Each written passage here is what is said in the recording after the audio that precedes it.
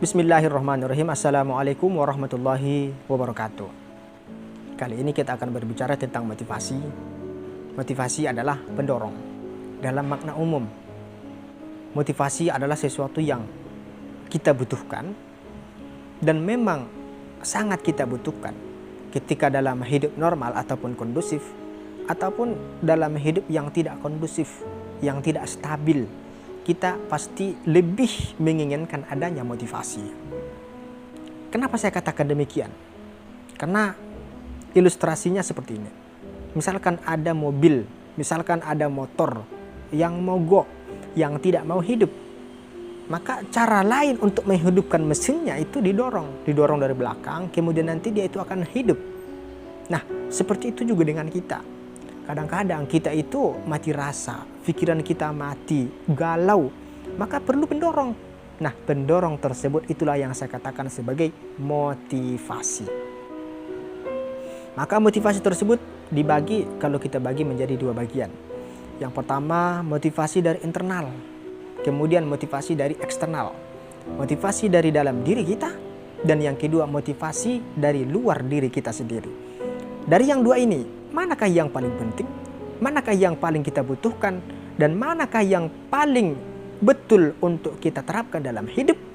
Maka jawabannya adalah motivasi dari dalam diri sendiri. Kenapa saya katakan demikian? Ceritanya begini. Misalkan kita itu menghadapi hidup galau. Katakanlah putus cinta, putus pacar. Kita diberhentikan dari sekolah. Kita diberhentikan dari pekerjaan kita, di PHK. Maka pada saat tersebut, hal tersebut apa yang kita rasakan? Patah hati, patah semangat. Mungkin bisa jadi kita itu akan putus asa. Apalagi kalau dia itu dalam soal hati. Misalkan kita baru cerai, misalkan kita bercekcokan dengan kawan kita, dengan istri kita, dengan sesama. Itu akan menimbulkan satu hal yang di dalam diri kita itu membuat tidak enak, tidak nyaman. Dan mungkin kita akan mengalami hidup stres. Yang dulunya kita merasakan nikmat tidur, sekarang tidak. Yang dulunya kita merasakan nikmatnya makanan, sekarang tidak. Dikarenakan apa? Dikarenakan tadi pikirannya itu tidak bagus, pikirannya itu tidak stabil. Maka dalam kondisi yang seperti ini, apa yang kita butuhkan? Yang kita butuhkan cuma satu, yaitu apa? Motivasi. Nah, motivasi tersebut dua tadi, internal dan eksternal. Kita coba membahas satu dari luar. Bagaimana motivasi dari luar tersebut? Misalkan kita sudah berada dalam kondisi tersebut, datang kawan kita. Dia mengatakan kepada kita hal-hal yang mungkin bagi kita sangat membuat semangat. Ya, katakanlah kamu itu bisa kok seperti ini. Walaupun kamu sudah diputusinya, kamu itu bisa mendapatkan yang lebih baik loh. Kamu itu sudah diberhentikan dari pekerjaan, kamu itu akan mendapatkan pekerjaan yang lebih baik. Ingat itu, pasti akan ada pekerjaan yang terbaik. Nah, secara tiba-tiba semangat itu akan muncul kembali. Semangat hidup itu akan muncul dalam diri kita pada saat itu. Kadang-kadang ketika dia itu sudah pergi, ketika dia sudah beranjak dari tempat samping kita, dari rumah kita, maka tiba-tiba juga semangat tersebut hilang. Pernah nggak seperti itu? Pasti saya rasa Anda itu pasti pernah seperti itu. Ketika berada di dekat kita, itu akan memang semangat itu menggebu. Tapi ketika dia itu pulang, ketika dia itu pergi, semangat tersebut hilang. Entah kemana perginya. Nah, itu namanya motivasi dari luar. Nah, yang namanya motivasi dari luar ataupun eksternal kita, pasti akan seperti itu. Pasti bisa jadi akan seperti itu. Nah, ada juga memang motivasi tersebut bertahan. Tapi itu sesuai dengan orangnya.